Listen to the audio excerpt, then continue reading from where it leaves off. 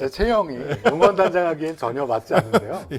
저는 끼도 없어요, 사실은. 뭐 몸치기도 하고요. 음악 뭐 잘 움직임도 좀 둔했는데 선생님이 시키셔갖고 그때 이제 연세대학교 선배님들이 아카라카라는 거기에 계신 저희 서울고 선배님들이 오셔서 일주일 동안 배웠습니다. 저 체육관에서. 아주 하드 트레이닝을 하셨군요. 근데 이제 되게 막 한숨 쉬시고 왜 얘를 뽑았지? 인기 강의라고 제 입에서 얘기하면 좀 부끄럽긴 하지만 인기 강의인 건 분명한 것 같습니다. 원래 사람은 안 변한다고 다들 알고 계세요. 근데 분명히 변합니다. 저도 굉장히 많이 변했고요. 오늘 모신 분은 매주 시체를 보러 간다의 저자이자 우리나라 법의학 분야의 권위자인 43회 유성호 동문입니다. 현재 서울대 의대 법의학 교실 교수이시기도 하고 또 뭐 그것이 알고 싶다를 비롯해서 뭐 여러 TV 프로그램에 나오셔서 법의학을 아주 널리 알리신 유명인이시기도 합니다. 이 교수님 안녕하십니까? 네, 안녕하세요. 이제 법의학 하신 지가 한 20년 되셨고 그리고 이제 뭐 시신이라고 표현하기 조금 애매합니다만 어쨌든 1,500구가 넘는 그런 이제 경험을 하신 건데 법의학이 이제 법과 의학이 합쳐진 그런 이제 말인데 방점을 법에 두시는지 혹은 또 의학이라는 학문에 두시는지. 네, 저는 사실은 의과대학을 졸업한 의사입니다. 그렇기 때문에 아무래도 방점은 의학에 찍힐 수밖에 없는데요. 법률의 어떤 실행에서 필요한 의학적 사항을 제공하는 학문이 법의학인데요.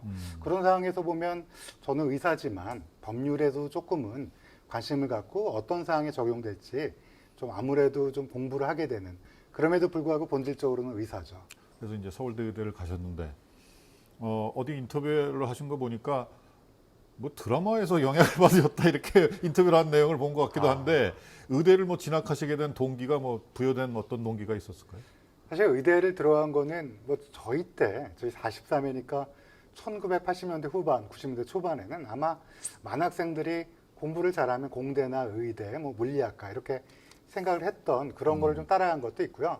저는 사실은 이제 어렸을 때 전기 파스텔이라는 전기에서 광견병 치료제, 백신을 만드는 거 보고 마음속 깊숙이 뭐 감동을 받은 게 있었고, 또 저희 때 인기가 많았던 드라마가 사랑이 꽃피는 나무라는 드라마가 있었습니다. 기억나시죠?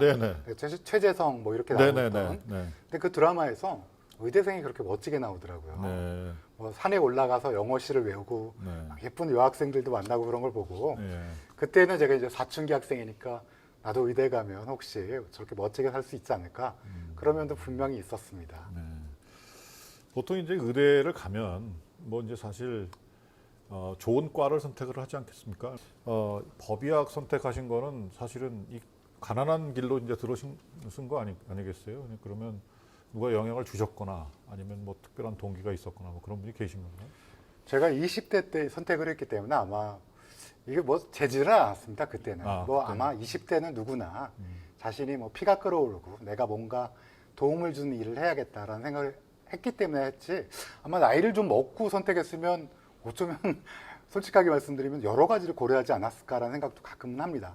근데 이제 저는 그때 20대였고 저한테 영향을 주신 분은 23회 이윤성 교수님이 계셨는데 고등학교 동문이시기도 하고 강의를 너무 재밌게 들었어요. 감동 깊게 들었고 그분한테 강의를 듣고 찾아갔더니 23회 선배님이셨던 거죠. 그래서 그분은 이제 너무 안 오는 학문인데 마침 20년 후배가 와서 감명 깊었다, 어떻게 하면 되느냐 이렇게 물어보시니까 아마 이 길을 이끌어 주시지 않았나 생각은 듭니다. 선택한 결정적인 이유는 아마 제가 젊었기 때문에, 그리고 23회 이윤성 교수님 때문에 이 두 가지인 것 같습니다. 결국은 이제 서울고가 이렇게 매체가 된 거네요. 그렇습니다. 부검 뭐 이제 일주일에 한 2번 정도 하신다고 하는데 최근에 이 코로나로 인한 사망자가 굉장히 많거든요. 근데 이 경우에도 이제 부검을 하신다고 얘기를 들었어요. 그러니까 이건 뭐 어떤 이유 때문에 코로나 사망자를 부검을 하시는 거예요? 처음에는 이제 질병청에서 부검을 하지 말자라는 지시가 내려왔는데요. 아무래도 이게 팬데믹으로 굉장히 퍼지다 보니까 돌아가신 분 중에 분명히 해야 되는 분이 생기기 마련입니다. 그러다 보니까 그 코로나 바이러스 감염증의 양성인 분들도 하게 되었고요. 원래는 바이오 세이프티 레벨 3라고 그래서 그 광우병에 준하는 시설에서 해야 되는데 뭐 전 세계적으로 그럴 수 없는 팬데믹이었기 때문에 지금은 저도 이제 부검한 분 중에 몰랐어요. 그러니까 양성인지 모르고 부검을 했는데 아무래도 폐가 이상해서 저희가 검사를 해봤더니 양성이 나왔던 케이스도 있고요.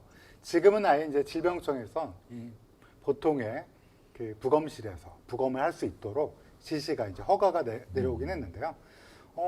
꽤 많은 분들을 부검하게 됐죠. 그래서 코로나 바이러스 감염증 또 이전에도 메르스 때도 사실은 이게 굉장히 의학적으로 중요해서 하고 싶었던 제 개인적으로는 하고 싶었는데 그때도 질병청에서는 반대를 하긴 했어요. 그래도 못했는데 미국에서 먼저 해갖고 조금 아쉬웠던 경험이 있었습니다.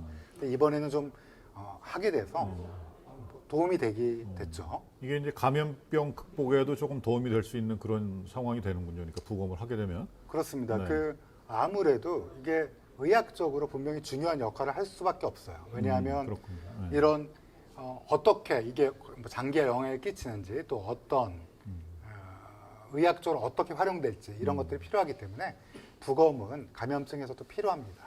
그러시군요. 부검을 굉장히 많이 해보셨을 텐데 이 상황에는 정말 기억에 남는다 하는 그런 사례가 혹시 있으신가요? 사실은 뭐 모든 사례가 다 머릿속에 기억에 남긴 해요. 근데 이제 아무래도 첫 번째 했던 것도 기억에 많이 남는데요. 제 첫 번째 부검은 에이즈 환자의 부검이었습니다.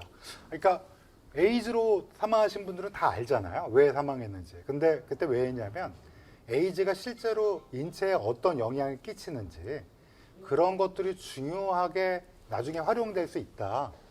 실제로 그게 많이 도움이 됐고요. 네, 나중에. 네.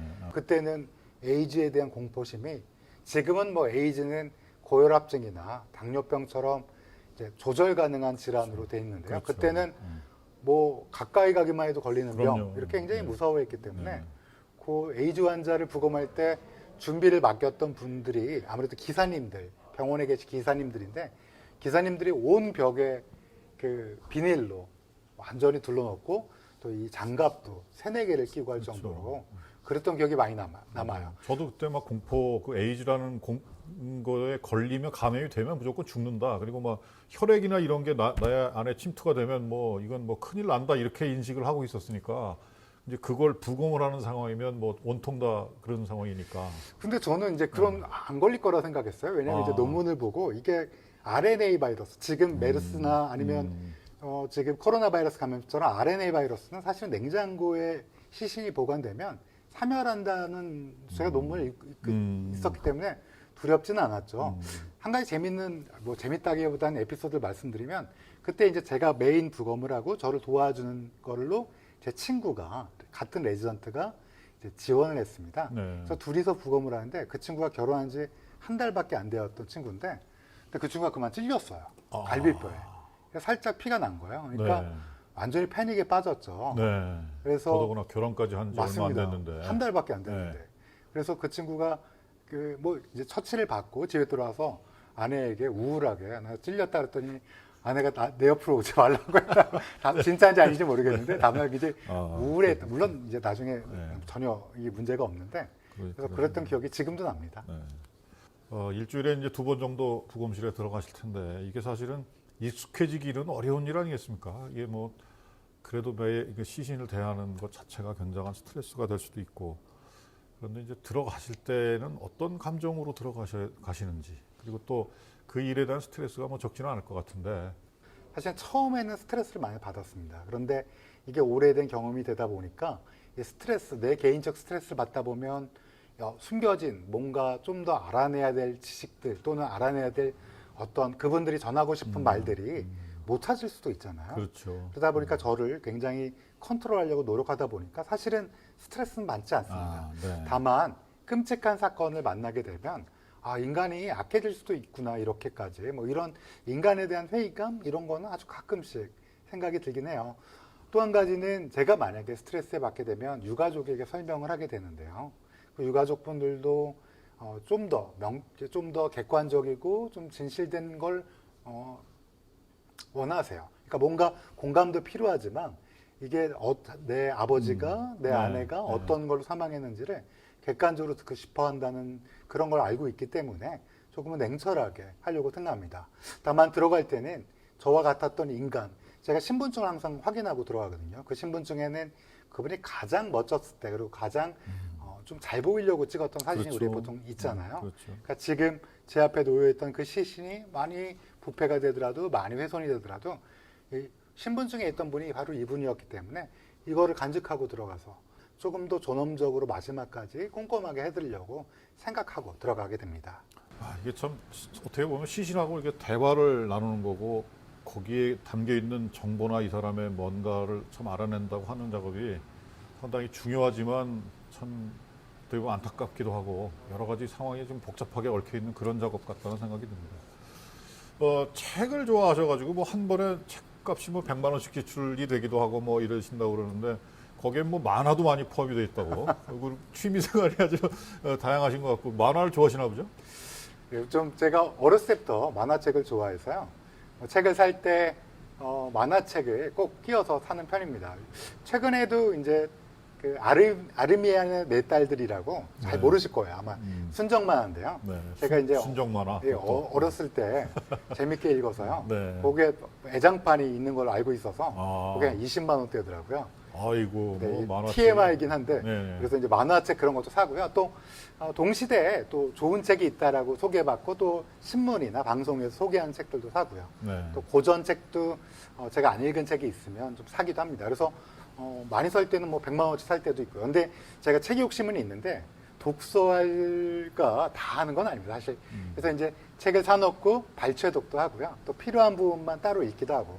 그래서 책은 많은데 다 읽었냐고 물어보면 좀 부끄럽게는 다는 아니라고 말씀드립니다. 아니 그래도 이제 그 어떤 그런 욕심이 사실은 있으신 것 같아요. 그러니까 뭐 이렇게 좋아하시는 분들 보면 책을 꼭 읽기 위해서 사는 것보다도 이 책이 나한테 있다는 어떤 뭐 소유욕 약간 좀 있는 것 같고. 맞습니다. 예. 하여튼 좋은 취미 같습니다, 저는. 이 교수님께서 이제 서울대에서 진행하고 있는 교양 과목 중에 죽음의 과학적 이해 이게 굉장히 뭐 인기라고 뭐 해서 뭐 수강생들이 넘쳐나는데 처음에는 이걸 학교에서도 좀 반대를 하시기도 하고 본인도 조금 좀 여기에 대해서 이걸 해야 되나 하는 뭐 그런 과정도 좀 있으셨다고 그래요.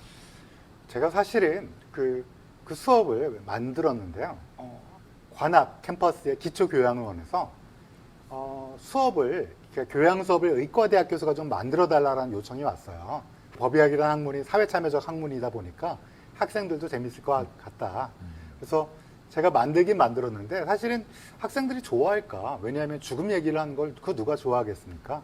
그래서 만들었는데 놀랍게 처음에 50명 정원이었는데 바로 하루 만에 학생들이 수강 신청을 다 한 거예요. 그리고 뭐 더 넣어달라 막 이런 요청이 있어서 왜 그런가 하고 나중에 학생들한테 물어보니까 아마 그 죽음 또 법의학 이런 거에 대한 흥미가 있는 학생들이 꽤 있었고 또 학생들 중에 많은 학생들이 죽음이라는 거에 대해서 고민하는 게 좀 있는 것 같았어요. 맞습니다. 근데 이제 이렇게 인기 있는 그래서 나중에는 막 인기가 많아졌죠.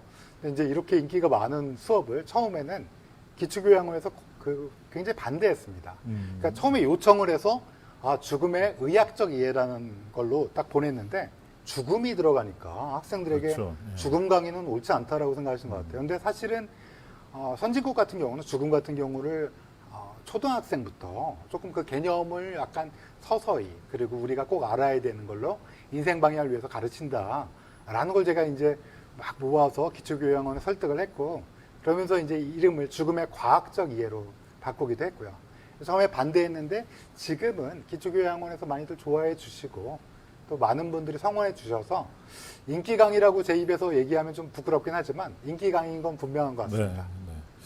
이것과 관련해서 최근에 뭐 정말 이 사람보다 잘생길 수 있을까 하는 사람 중에 한 사람이 알랭 드롱, 프랑스 배우 알랭 드롱인데 이분이 그 이제 가족들하고 그 안락사를 하겠다 이렇게 이제 합의를 했다는 거예요. 그래서 좀 생각을 해보니까 일면 뭐 이해도 되고 그 이제 과거의 그 자신의 모습을 간직하고 싶어서 이제 존엄하게 죽고 싶다는 뭐 이런 느낌이 있을 것 같다 하는 생각은 드는데 그런 측면에서 지금 이제 늘 죽음을 다루시니까 이 웰비잉 잘 사는 것과 또 웰다잉 이런 문제도 좀 생각을 해보셨을 것 같은데. 사실은 그 알랭 드롱이 프랑스, 스위스 이중 국적자입니다. 네. 그리고 알랭 드롱이 신청한 게 의사 조력 사망이라고 부르는 존엄사 또는 안락사라고 부르는 거에 가장 밑단계에서 바로 윗단계입니다. 가장 아랫단계는 뭐냐면 연명 의료 중지예요. 아 이게 이제 예, 맞습니다. 이제 우리나라의 준다. 예, 예. 웰다잉법이라고 알려져 있는 네네네. 2018년 2월부터 시행되고 있는 그 연명 의료 중지에 관한 법률이 있는데 거기서는 선택할 수 있습니다. 우리가 마지막 순간에 이제 회복할 수 없는 마지막 말기에서 예를 들어 심폐소생술이라든지 뭐 수혈이라든지 항암제라든지 이런 거를 안 하겠다라고 미리 서류 작업을 할 수 있는 건데요. 이게 가장 낮은 단계의 안락사라고 보면 되고요. 사실은 그 위에 의사 조력 사망이라고 그래서 내가 돌이킬 수 없고 치료 방법도 없고 그것 때문에 너무 고통스럽고 또 나는 우울하지 않은 상태에서 온전한 정신에서 결정했다라고 하면 이 네 가지가 스위스에서 의사 조력 사망을 신청할 수 있는 조건인데요. 이거를 신청을 한 게 이제 이번에 기사가 나온 건데요. 네. 저는 개인적으로는 우리나라의 기대 수명이 뭐 잘 알다시피 100세 시대라고 하는데요. 실제로 이제 거의 90살이 넘은, 좀만 있으면 90살이 넘을 겁니다. 오래 산다는 건 축복인데요. 그만큼 비건강 나이라는 게 분명히 있습니다. 아마 저희 이걸 시청하고 계신 분들 중에서 조금 연세가 되신 분들은 사랑하는 사람을 떠나보낸 경험이 있으실 거예요. 그때 마지막 순간에 굉장히 고통이라든지 아니면 힘들어한 걸 겪으신 분들은 죽음에 있어서 품위 있는 죽음이 분명히 필요할 것 같다. 더더군다나 분명히 우리는 오래 살기 때문에 병에 마지막에 병 때문에 사망하게 되는데 그때 이런 웰다잉, 좀 존엄한 죽음이라는 거를 아마 다들 마음속 깊이 가지고 계실 거예요. 그래서 우리나라도 언젠가는 우리 스스로의 마지막의 선택이라는 면에서 이런 웰다잉 또 의사조력 사망이 돼서 분명히 사회적으로 의논해야 될 공론회장이 필요하다. 우리나라에서는 언론에서도 맞습니다. 그다음에 암호에서도 얘기하지 않아요. 거론을 할 수가 없어요. 그러니까 이게 굉장히 어떻게 보면 굉장히 민감한 문제거든요. 그렇습니다. 종교계는 반드시 반대하실 네. 거고요. 저 이해합니다. 네.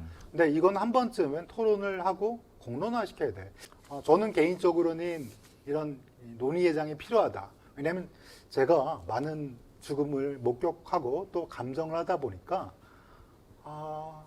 사실은 유종애미라는 게 있지 않습니까? 우리가 흔히 얘기하는. 그리고 사마천의 사기를 봐도 살한 것과 졸이라는 게 나옵니다. 그러니까 졸과 종. 그러니까 맞췄다. 그러니까 마치는 거와 그냥 그렇죠. 죽었다라는 거와 다르죠. 다르죠. 네. 아마 그래서 그런 면에서 우리가 우리 스스로 아름다운 인생을 마치는 거에 대한 관심이 더 커질 거고 아마 여기서 언론에 계신 분들과 또 저도 이런 역할을 좀 하지 않을까. 근데 아무런 공로회장이 없다는 거는 조금 이상하다라는 생각은 합니다. 뭐 조금 무거운 얘기였습니다만은 재밌는 얘기로 좀 화제를 바꿔보겠습니다.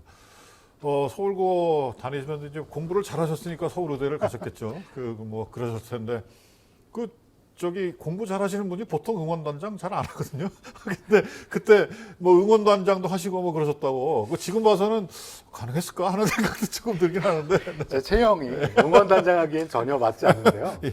저도 응원단장을 제가 지원한 건 아닙니다. 예. 이제 아마 선생님께서 고등학교 1학년 때 그냥 조금 성실하고 약간 열심히 할 것처럼 보이니까 지정을 당한 거죠. 그러셨군요. 네, 그래서 저는 끼도 없어요, 사실은. 뭐 몸치기도 하고요. 음악 잘 움직임도 좀 둔했는데 선생님이 시키셔갖고. 아니 뭐 과외도 받으셨다 그러던데. 맞습니다. 이제 그때 이제 연세대학교 선배님들이 아카라카라는 거기에 계신 저희 서울고 선배님들이 오셔서 일주일 동안 배웠습니다. 저 체육관에서. 아주 하드 트레이닝을 하셨군요. 근데 이제 되게 막 한숨 쉬시고 왜 얘를 뽑았지? 저 말고 이제 전정학과 간 친구가 있는데 두 명이서 그냥 일주일 동안 하드 트레이닝을 받았는데요. 그래서 어떻게든 투입은 됐습니다. 예. 그래서 열심히는 했던 기억이 납니다. 그래도 그 야구장에서 이 응원 단장 복 입고 이 제스처 하나로 그냥 전교생이 왔다 갔다 하는 거 보면 그 응원 단장 카리스마가 뭐 보통이 아니거든요. 솔직히 말씀드리면 학생들이 잘 안 따라하긴 하는데 근데 이제 기억에 남는 게 있는데 그래 너무 안 따라하니까 막 배운 것도 있는데 조금 속상해서 근데 이제 제가 생각해낸 게 이제 휴지 두루마기 휴지를 준비해 가서 그거를 이렇게 던지는 거 하니까 학생들이 좀 그게 막 아주 재미있는 이벤트 신기해서 이제 막 던지고 그다음에 이제 그러지 말았어야 되는데 이제 외야수 저희가 외야석에 있으니까요. 외야수에 이제 외야수로 있는 학생 한 분을 찍어서 제 기억으로는 이제 우익수 이제 우익수가 저기 있길래 이제 그 학생을 야유하는 거를 했더니 학생들이 너무 좋아하면서 예. 우리가 이긴다 막 이러면서 약 올리고 막 이랬는데 그 학생이 돌아보더니 씩 웃으면서 계속하라고 하면서 예, 저희를 막 도발하는 거예요. 그래요? 저희 이제 활기왕성한 친구들 중에 몇 명은 막 욕도 하면서 네. 막 이제 이렇게 해서 응원했는데 저희가 갑자기 조금 뒤지게 된 거예요. 이 스코어가. 네. 그러더니 그 우익수에 있던 친구가 이제 저보다 나이가 많아 보였지만 갑자기 투수로 구원 투수로 가게 된 거예요. 네. 그래서 그 너무 잘 던져서 저희가 그날 경기는 졌습니다. 그래서 어. 그때 그 우익수 막 저희가 야유했는데도 막 웃고 어. 계속 하라고 그러고 막 이렇게 막 푸두두면서 네. 욕 더 하라고 막 이러면서 아주 뭐 배짱 있는 선수예요. 네, 맞아요. 이름을 기억했죠. 구대성이었어요. 야, 그 한화의 대표 선수나 마찬가지인 그 구대성 선수가. 네, 그래서 저는 구대성 선수를 볼 때마다 예. 그때 그 까무잡잡하고 막 훤칠한 이렇게 친구가 막 이렇게 했던 거가 기억이 나서 네. 그때 제가 응원단장 했던 거랑 같이 엮여서 많이 기억이 납니다. 아, 뭐 아주 재밌는 추억이. 근데 제가 잘하지는 못했습니다. 저희 때도 그 이제 그 응원을 야, 이거 아주 저희는 뭐 전교생이 다 모여가지고 근데 그 대운동장에서 연습을 했는데 그때 응원단장을 너무 잘해가지고 고려대학교에서 그 성적에 관계없이 저희 응원단장을 스카우트로 해가는 그런 사례도 있었어요. 그러니까 이제 아예 특기생으로 뽑은 거죠. 그런 응원, 사람을 네. 뽑았어야 되는데. 근데 저희가 이제 응원 전통이 그렇게 있고 잘 하고 하니까 그래도 뭐 이제 배우셔가지고 정말 뭐 아주 뭐 열심히는 했습니다. 네, 아주 뭐 좋은 추억을 하나 남기셨네요. 그 유 교수님 인생에 어쨌든 이 서울고를 빼고 얘기하기는 참 어려운 것 같다 생각이 드는데 그 고교 시절에도 아주 그 이제 기억에 남으시는 그리고 인생의 방향을 정해주시는 은사가 한 분 계시다고 그러시더군요. 네, 제 고등학교 1학년 때 지금 작고하셨지만 최충웅 선생님이 계셨습니다. 이름도 굉장히 충웅, 굉장히 듣기만 해도 남자답다라는 느낌이 드시는데 진짜로 남자 중에 남자셨고요. 항상 저희들에게 어깨를 펴고 똑바로 걸어라 라는 말씀을 늘 해주셔갖고 저희가 약간 움츠리거나 아니면 뭐 혼날 때 뭐 이게 약간 움츠리면 혼날 때도 당당하게 혼나고 인정하고 어깨를 펴라라는 말씀을 해주셔갖고 저도 지금은 그래도 제가 이렇게 좀 어깨를 피고 다닌다고 생각은 하고요. 항상 제 친구들이 너는 항상 이렇게 대학교 가서도 뭐 꼿꼿이 다닌다라는 말씀을 많이 들어왔고 아마 그 선생님의 영향이 아닐까 싶고요. 또 그분께서 제가 그때 이제 저희가 첫째고 또 어머님이 막 이렇게 잘하시길 공부 잘하길 바랬지만 저희 때는 전과목 과외 금지 시기라서 학원도 안 다니고 그래서 잘 몰랐거든요. 그래서 들어와서 뭐 참고서도 잘 모르고 그랬는데 선생님께서 이제 참고서도 가르쳐 주시고 미술 선생님이셨는데요. 네. 그리고 뭐 이제 공부를 열심히 어떻게 하면 잘하는지 그런 것도 많이 가르쳐 주셨고. 서울대 가신 분이 참고서가 뭔지도 모르셨고. 제가 정말 이렇게 중3 때 너무 신나게 놀아서요. 근데 겨울방학 때 좀 공부를 하고 들어왔어야 되는데 그런 정보 없이 들어와서 그 담임 선생님이 다 가르쳐 주셔서 지금도 많이 기억이 납니다. 그러셨군요. 아드님도 서울고 동문이라고 굉장히 여기 넣기 위해서 애를 많이 쓰셨다는 후문도 들리고. 네, 뭐 서울고등학교는 제가 제 아들 그리고 제 남동생도 나왔고요.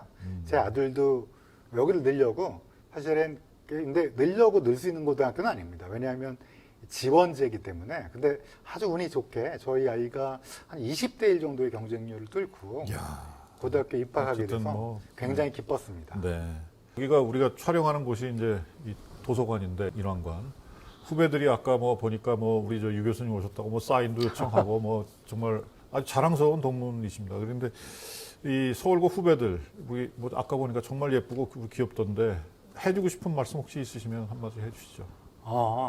저는 항상 이제 그 고등학교 시절을 생각하면 굉장히 즐거웠습니다. 왜냐하면 그때는 잠만 자고 일어나면 피로가 다 풀려갔고요.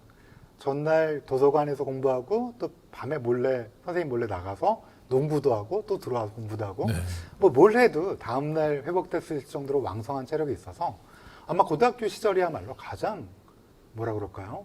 해볼 수 있는 걸 다 해볼 수 있는 그런 시기라고 생각해서 공부에 뜻이 있는 학생, 뭐 대부분의 학부모님들께서는 원하실 텐데 만약에 공부에 뜻이 있고 조금 더 있다면 있는 힘껏 내가 중학교 때 또 초등학교 때 어떻게 했든지 상관없이 있는 힘껏 한번 해볼 수 있는 시기라고 생각하고요. 우리 교훈이 여기 깨부책에도 나와 있지만 요 세 가지만 지켜도 사실은 우리 학교 교훈만 지켜도 그렇죠. 아마 사회에 나가서 그렇죠. 전혀 문제가 없을 거라 생각해서 선생님들이 가르치는 그 가르침을 잘 이행해서 교훈대로만, 너무 공자님 말씀 같긴 한데요. 뭐든지 해라 열심히, 이 얘기를 꼭 하고 싶습니다. 네. 뭐 그 얘기가 가장 중요할 것 같아요. 그러니까 뭘 하든, 그러니까 공부가 됐든 뭐가 됐든 하여튼 자기 열정을 좀 다 쏟아서 하는 것이 고등학교 때 참 중요하겠다 하는 생각을 합니다. 마지막으로 그 이제 의학을 전공해서 이제 여러 가지 분야로 이제 공부를 하는 후배들이 많이 있을 텐데, 서울고 후배들도 이제 뭐 많이 들어오고요. 법의학이 이렇게 매력 있는 학문이야. 그러니까 내가 우리 20년 선배님 때문에 내가 법의학을 전공했는데, 뭐 우리 후배들도 이런 것 때문에 법의학을 했으면 좋겠어라고 뭐 해주고 싶은 말씀이 있다면. 네, 그 법의학이라는 학문은 사실은 굉장히 성찰의 학문입니다. 돌아가신 분을 검사하고 뭐 살피고 또 뭐 범인을 잡을 수도 있고요. 그거에 근거로. 근데 그렇게만 생각하지 않고요. 사실은 죽은 사람을 본다는 거는 내 자신을 살펴보는 일이기도 합니다. 제가 가진 직업은 가장 좋은 게 인간적 성숙을 할 수 있다는 건데요. 사실 의사라는 직업이 다 그런 면이 분명히 있습니다. 그럼에도 불구하고 인간은 필멸의 존재인데 이 필멸의 존재의 마지막을 볼 수 있다는 것 자체가, 원래 사람은 안 변한다고 다들 알고 계세요. 근데 분명히 변합니다. 저도 굉장히 많이 변했고요. 성숙시킬 수 있는, 그리고 나 자신의 삶을 그래서 더 풍요롭게 할 수 있는, 어떻게 보면 조금은 뜬구름 잡는 얘기처럼 들리지만 사실 살아간다는 거 다 똑같습니다. 하루 3끼 먹고 자고 또 즐거운 사람과 이야기하고. 근데 그때 있어서 내 내면을 충족시킬 수 있다는 건 굉장한 축복이거든요. 근데 어떤 일은 하다 보면 이게 내가 하고 있는 일이 맞나라는 고민을 할 수 있는데, 법의학은 그렇지 않아요. 내가 하고 있는 일이 정말 소중하고 정말 중요하고 또 많은 것을 배우게 되고, 그런 면에서 굉장히 좋은 직업입니다. 딱 하나, 주변 친구들에 비해서는 살짝 돈을 좀 못 벌어요. 그런 거, 그러니까 막 네. 인스타 올리고 막 안달복달하고 막 이런 성격이 아니라면 굉장히 좋은 직업이라고 생각합니다. 네. 후배님들도 이 얘기를 좀 참고하셨으면 좋을 것 같다는 생각이 들어요. 그러니까 의사를 하는 것이 돈을 벌기 위해서 의사를 하는 건 아니기 때문에 저도 그렇게 개인적으로 많이 생각을 하는데, 어쨌든 정말 좋은 말씀인 것 같습니다. 네, 죽은 자들이 끝내 말하지 못한 얘기를 듣기 위해서 삶의 마지막에 등장하는 빛도 없는 까메오다. 정말 그냥 가슴에 탁 와닿는 그런 얘기입니다. 우리 유성호 교수님, 이 매일 죽음 접하면서 오히려 또 현재의 삶을 들여다보는 그가 바라는 세상은 단 한 명이라도 억울한 죽음은 없었으면 좋겠다. 정말 그 간절한 바람일 것 같습니다. 이런 유 교수의 바람이 현실이 되는 그날이 오기를 기대하면서 오늘 인터뷰 여기서 마치겠습니다. 유 교수님, 오늘 말씀 정말 고맙습니다. 감사합니다.